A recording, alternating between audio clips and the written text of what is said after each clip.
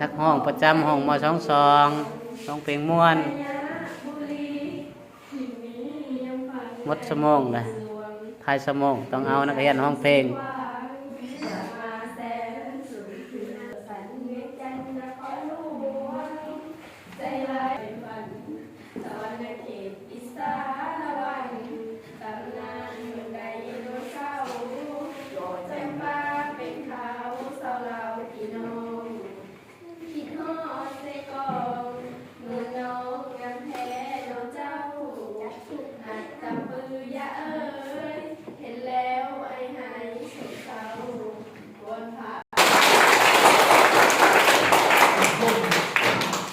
ม่วนบ่